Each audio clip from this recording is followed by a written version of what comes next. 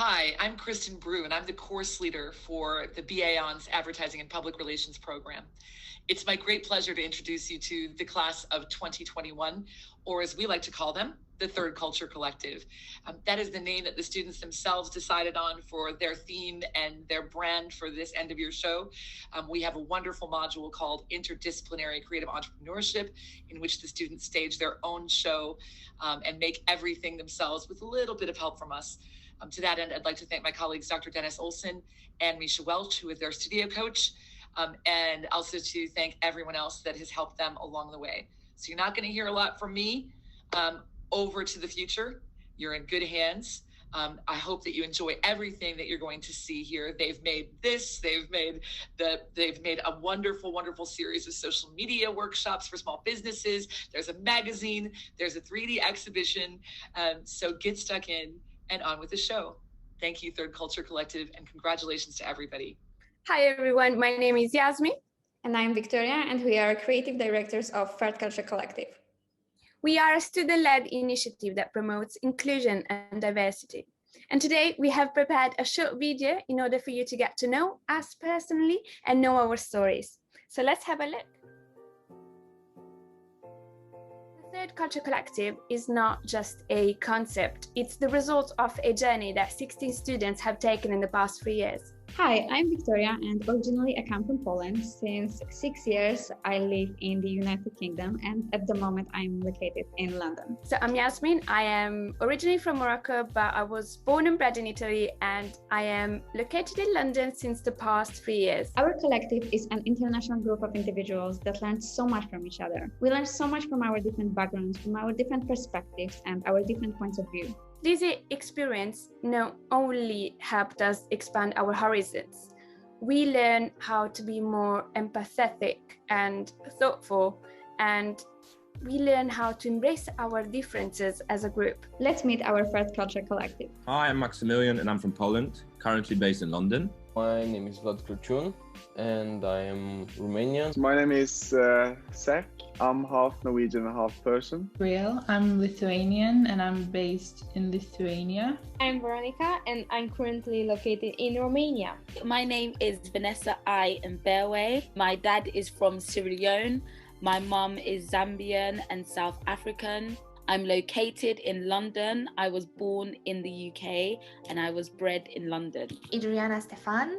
I am from Romania and I am based in London at the moment. My name is Brittany Pools and I am here in Belgium. I am Belgian and I have Ghanaian roots. My name is Destiny Tambwe. Originally, I'm from the DRC, which is in the center of Congo, but I was born and raised in the United Kingdom, precisely North London, Edmonton. Hello, I'm Elda. I'm African from Angola. I'm born in Portugal, Lisbon.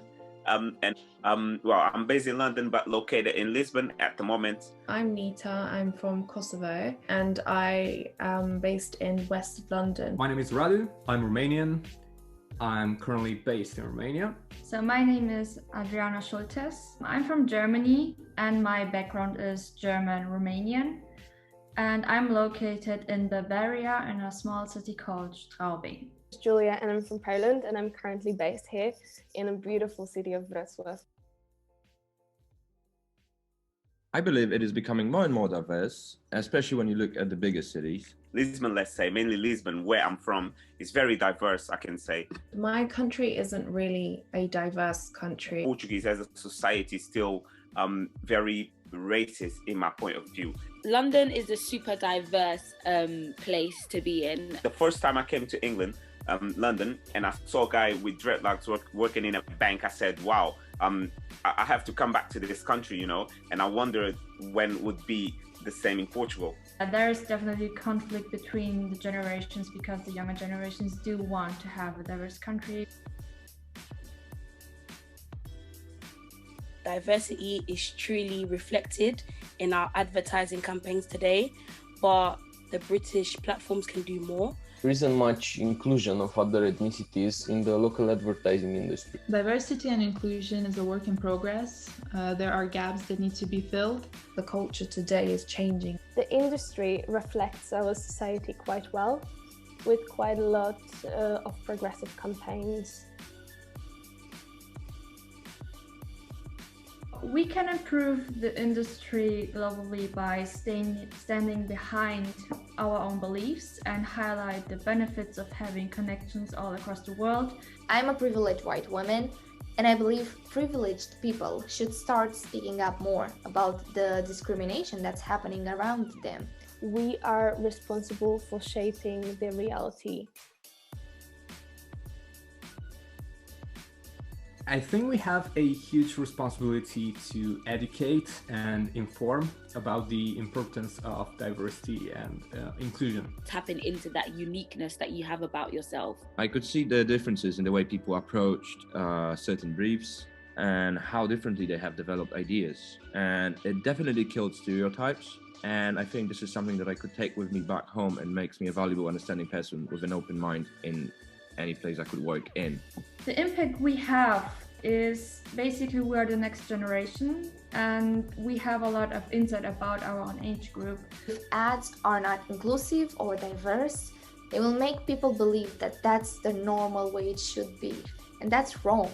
Us as TCC, as Third Culture Collective, we can impact the industry like the internet shocked the world, like the cryptocurrencies scared the banks, like the Airbnb scares hotels and Uber scares taxis. So that's the type of impact that we can have in the world, not only the industry, but in the world. So in a sense that whether we are part of a strategy or a creative, our work contributes to what the public sees. And with our jobs, we can start our thinking, we can educate, we can reshape. An open mind and experience. A lot of us come from very different backgrounds, and these experiences can help shape the industry.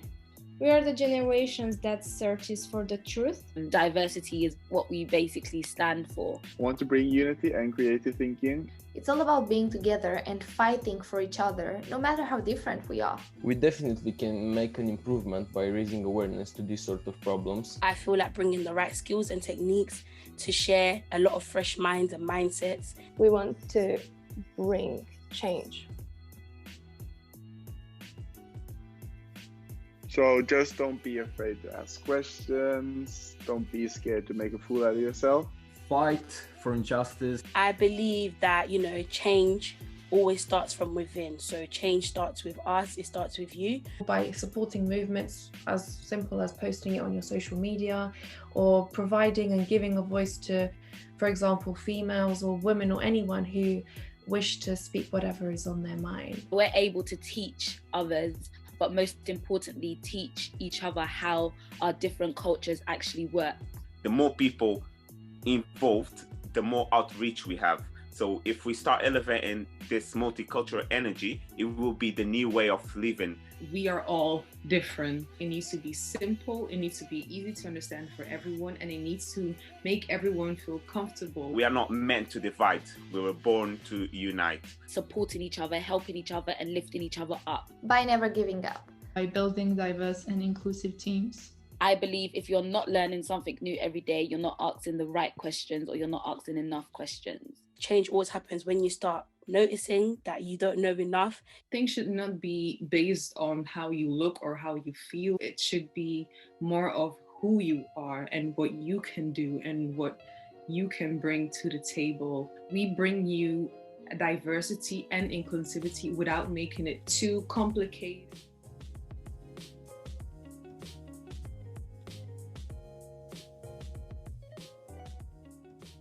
You can see our passion and enthusiasm brings us together. Today we decided to explore a bit further some current topics about diversity and inclusion with our special guest. So we've got with us Russ Lidstone. So Russ is CEO of the Creative Engagement Group. Russ has spent his career as CEO of Harvest Worldwide. He has been featured as a Campaign magazine top 10 CEO and top 10 strategist. He has been also voted one of the UK inspirational creative leaders. So we are honored to have Russ with us. Let's crack on with the first question. DE&I, how do you think you would handle that if it was your first, professional role, and you were asked to work on something that you had a question about? I would definitely like to try to implement change from within. So educate, talk with co-workers, try to implement change from that point forward so that they can implement some diversity and inclusion through within and also through campaigns in the exterior. I think that's a really interesting perspective because a lot of organizations need perspective from different levels within an organization to influence change. It can't just be from the bottom up and it can't be from the top down. So I think that's interesting. Victoria, would you, if you were in an organization where you had, I don't know, a perspective that maybe gender equality wasn't high on the agenda, there was a significant gender pay gap, or women were not getting promoted into roles that you thought they maybe deserved, what do you think your approach would be? I would say there's always a chance to start the conversation within the organization. What's going to happen next? Me as a probably junior position, I don't have that much to do. So all I can do is start conversation, discuss, maybe show my point of view, and also maybe show my point of view because we are the new generation. And if we want to create work for everybody, we also need to have this point of view of the young people. So yeah, I would start the conversation. Very good. And Adriana, I see you nodding along there with some of the comments. I mean, is there anything that you would add in terms of how you might approach it if you felt that an employer wasn't necessarily as committed to D&I as you maybe had expected? I think that if I were to see it, most probably other people would have seen it in the past as well. So I would try to find these people and talk to them and maybe bring it to someone in a senior role and bring it to their attention and see if there's anything that can be done. So it's not just my point of view and we're a group of people talking about it. Yeah, very good. And Brittany, anything else to add? I mean, if you, it's an interesting one, but I think some organisations are finding this, that there may be a difference in opinions across different cohorts within organisations, different age groups.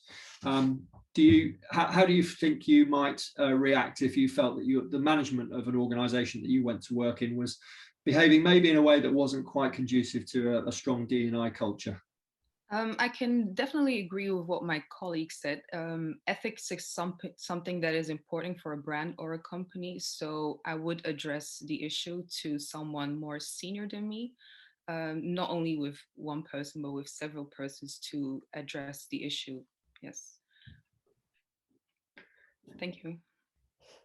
Good. Okay, let's move on a little bit. Let's talk about the communications sector as a whole. Obviously, one of the big seminal moments of last year was the whole issue around social justice, which is obviously an ongoing thing, but it was brought to a head by the terrible and tragic killing of George Floyd, and more besides in North America. But actually, of course, that percolated through in terms of a global recognition of the importance of a quest for social justice. When you look at the communications industry as a whole, and Radu, maybe if I could start with you, what's your perspective in terms of the industry's response to Black Lives Matter? I think businesses in the ad and PR industry were quick to answer and adopt the movement's hashtag. But I think this issue is so large that it is simply not enough to just put out a marketing campaign. And I think companies need to come up with long-term plans for inclusion and racial equality to basically go beyond one-off initiatives. And this should start internally with their hiring and career progressions. Yeah. And Victoria, what's your sense of this in terms of the industry response to social justice? You know, there's a big structural thing, as Radu's just talked about. What's your take from your perspective? So overall, I'm really glad that the conversation is finally open about it. The thing is, like, I agree that there was loads of campaigns and business initiatives touching this topic. I think right now is the matter of authenticity. So is it just the one campaign or one post from the brand about it, or did they actually take it maybe further and actually review, for example, the company structure or their social initiative? Because I think nowadays, when like the audience, people, consumers who are conscious, that's what really matters to them. If the brand is really committed, or it's just something just to make someone happy for a moment. Yeah, I think it's interesting, isn't it, that your observations that maybe organizations are reacting to be seen to be reacting. I think one of the challenges that leaders such as myself have is the degree to which sometimes you may feel that you shouldn't necessarily engage in a big topic as significant when you're, a relatively small part of the debate. Adriana, what's your sense of that? Do you think organizations should have a point of view, should be commenting on matters as significant as Black Lives Matter? I think there's very few organizations who shouldn't do it. I think if you're a human being living on this planet, you need to speak up about what's happening around you, because this is something that's affecting everyone, whether it's affecting you personally or someone else that's close to you. It's affecting someone in the world, and you should speak up about it as a company and let the other people know that you're involved. Yeah. Brittany, from your perspective, is it something that you would look to from an organization to, as you review the opportunity with employers potentially, that you would expect them to have a voice, or are there areas where you would want them to not necessarily be contributing? Yes, Russ, thank you for your question. I do believe this is an important issue. It's sad that it had to take a whole revolution back in 2020, last year, to show that there's actually a problem going on. Now, a lot of brands and companies, they are saying that they are part of the Black Lives Matter, but I don't always believe that they're all genuine in the first place. And then when it comes to the workplace itself, on the work floor, do they implement that as well? How much the percentage of their employees it has a different ethnicity, or do they even have something as simple as the Crown Act to protect employees with textured hair to be comfortable enough to come to work with the way their hair is, the way the texture of their hair is, instead of hiding the fact who they are. So being honest and genuine as a brand or a company is something that people will notice. So it is very important. Thank you. No, thank you. Thanks for that. And Max, I mean, what's your take on this? Can you envisage a situation where you think an organization shouldn't be giving a voice? I can't really imagine a situation where the organization or company shouldn't actually say anything about it, because I think it can only make the wave bigger and make people start noticing that justice is not really there for everywhere, for everyone actually. And this, I think, makes people a bit more conscious, and communities around the world. So it always comes down to that. I think it just makes the wave bigger and people being more tolerant. And I think that's what we're going towards for. Thank you. Okay, well, let's talk about another area of D&I, which is equally important, which is around women and inclusivity in the workplace. I mean, Victoria, maybe I could start with you on this one. Do you see opportunities for women in the workplace as you're looking at agencies or creative companies? Do you see them evident, and do you believe that organizations are doing what they can to try and ensure equality or indeed equity? I think the situation about opportunities for women is getting definitely better. I don't see personally like differences when I'm applying for jobs or internships in terms of hiring.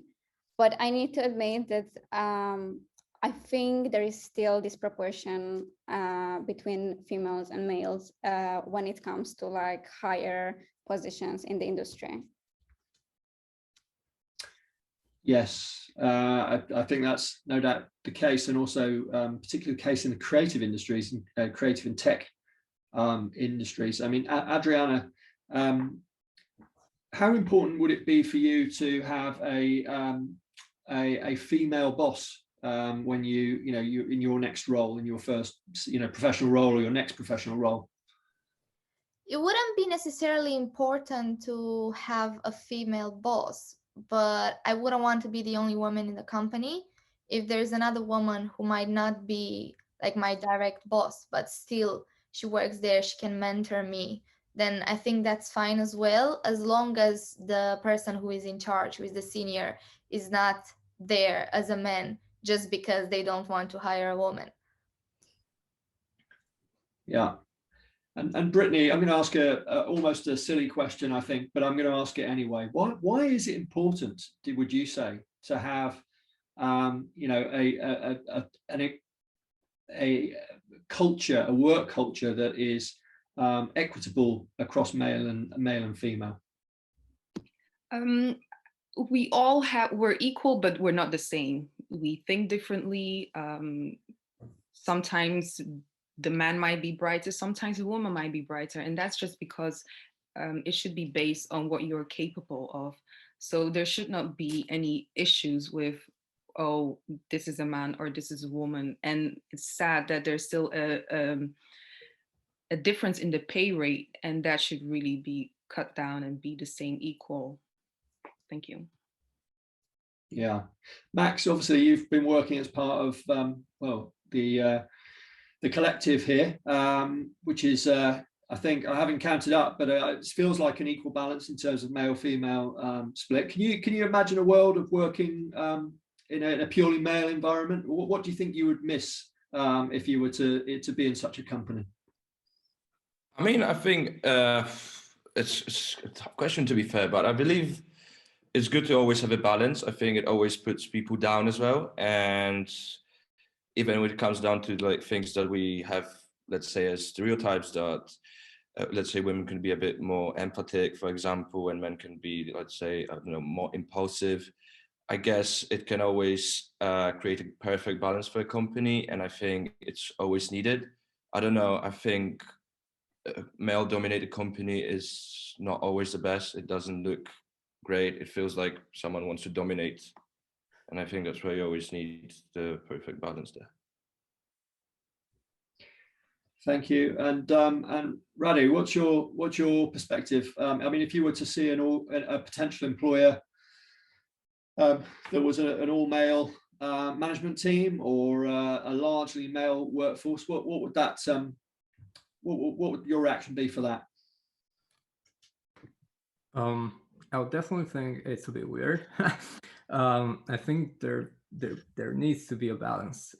Like Brittany said, everyone brings something different to the table, and I think there have to be equal opportunities for both men and females. And if a company only has males as employees, I think there's something weird. Absolutely. Okay. Now I'm conscious of time, and I think I've been given 30-ish minutes by Kristen for this panel. But there's one question I'd quite like to ask each of you before we kind of wrap, and I'm sure I'll hand back to Kristen. What advice have you got for me? Adriana, maybe I could start there. In terms of what you could do to improve this matter? Yes. I think just no matter what role you have and how senior you are, always be open to hear the most junior position and hear their opinions, even if you don't agree with them. It's just about hearing other perspectives other than yours. Very good. Brittany, what should I be thinking about in the next few months as I continue to wrestle with the challenges of a modern creative business? I believe that if you would hire new people, is hire people from everything diverse, age-wise, race-wise, gender-wise, but also it can be with different experiences. Definitely listen to what Adriana just said, is listen to everyone in different positions. If you all communicate together, you will get the best results. Very wise. Now, Max, from a creative design perspective, what do you think a creative company or the leader of a creative communications company should be doing or thinking to address these challenges around D&I? I think always respect everyone's perspective and understand that everyone has their own flows, and try to listen to everyone and actually do something about what people say and try to make it happen. Yeah, very good. Radu, can I come to you? What's your bit of advice for me as we conclude our session today? I think the most important thing is to have an open mind. If you have an open mind, that just opens the door to so many opportunities, and I think that's the most important part of all. Thank you. And Victoria, you're a strategist, I understand it from the website. So what should be the key pillars of my strategy be going forward in terms of approaching D&I? Well, I couldn't agree more with my colleagues who said listen to others, and maybe just say I can say something from my little experience or my little role of being creative director of this initiative. Try to understand others and take into considerations others' ideas, and maybe sometimes it's better to step back for a moment and think about what other people say, and then just reflect on it, and then maybe this is the way to improve the work and our strategies if we are talking about strategy. Very good, thank you. And apologies, I thought I may have made a wrong note. I thought I had you down as strategy, but from your creative perspective also, and all the best strategists are creative anyway, and vice versa. So we won't haggle over that. I think just to conclude this panel, I think it's been really a valuable discussion, and I really appreciate everyone's candid thoughts and reactions to some questions that maybe you weren't necessarily expecting along the way. I think there's an awful lot to be said here off the back of this panel about the importance of D&I.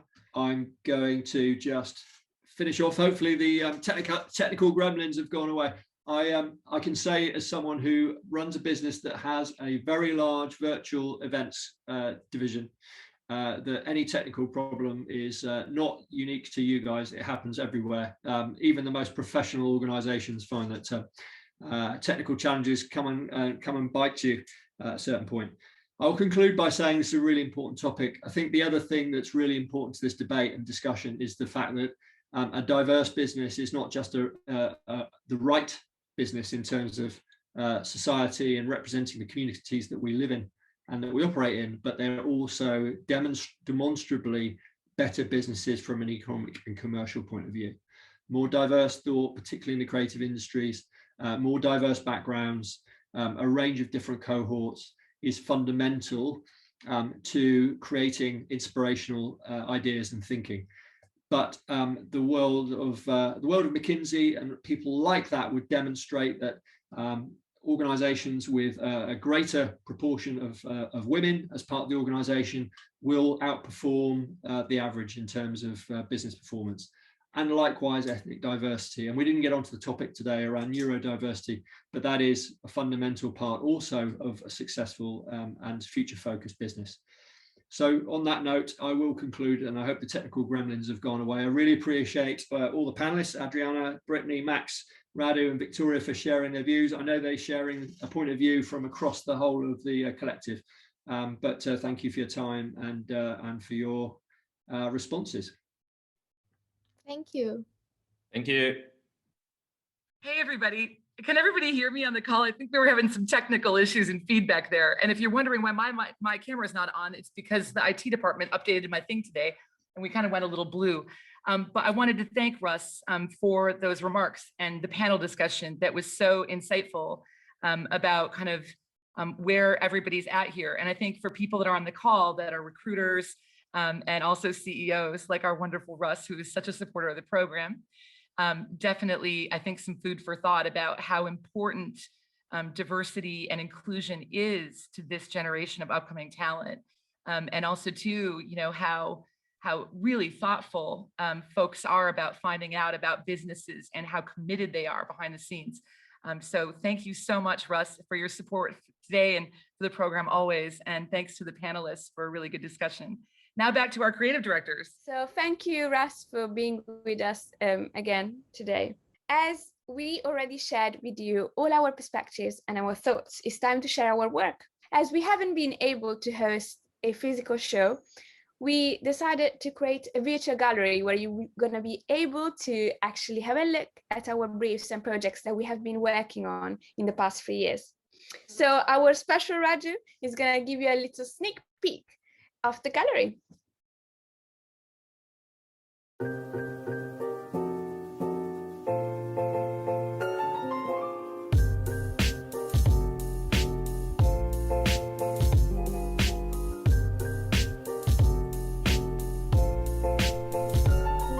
Hi everyone, welcome to our virtual 3D exhibition. My name is Radu and I'll be your guide through this interactive experience. The controls are really easy. WASD to move and the left mouse button to look around. You can also teleport by using the right mouse button. The main exhibition has 3 rooms and each student has a panel with their selected briefs. To view more details about a student and their briefs, you simply click on this button, which will transport you to their own private room.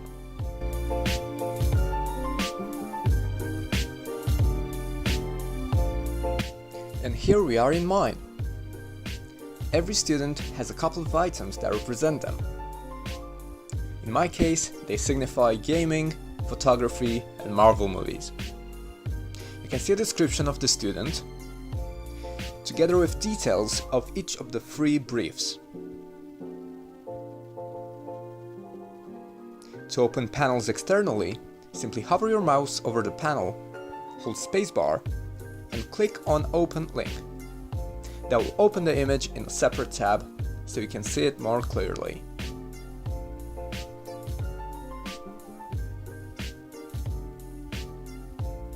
To go back to the main exhibition, press this button and it will take you right back where you started.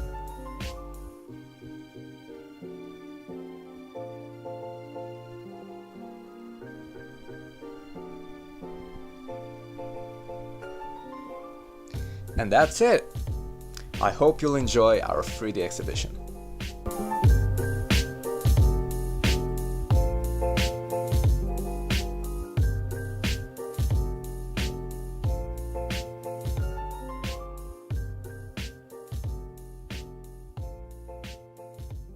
All right, it looks like we have covered everything for today. So right now we would like to spend a little moment to say thank you. So thank you for each member of the Third Culture Collective for not only working hard to bring together this event, but also have worked so hard to create and host 2 special workshops in order to help small and medium businesses with their social media. We would like to thank each student from the 2nd year advertising and PR course that helped us and supported us in this entire journey. We would like to thank all participants who attended our workshops and who supported us so far in the past weeks. We would like to thank you, each special guest that took the time to meet us and to teach us important lessons in these past 3 years. And we would like to thank every lecturer that we had the pleasure to work with in the past 3 years of our university. Special thank you to Christian Brew, Dennis Olsen, and Misha Welsh for not only mentoring us in our academic journey, but also in our personal growth journey. And last but not least, we would like to thank you all for being here with us today and for supporting us and taking your time to hear what we have to say. So to conclude, make sure to check out our website, thirdculturecollective21.com. You will find our portfolio section, you will find a blog section, our virtual gallery, and not only, we actually just posted our amazing magazine. So make sure to have a look at all our work, and we're gonna make sure that you won't forget about us, and we will make sure to connect with you again. Thank you. Thank you. Have a nice day. Bye.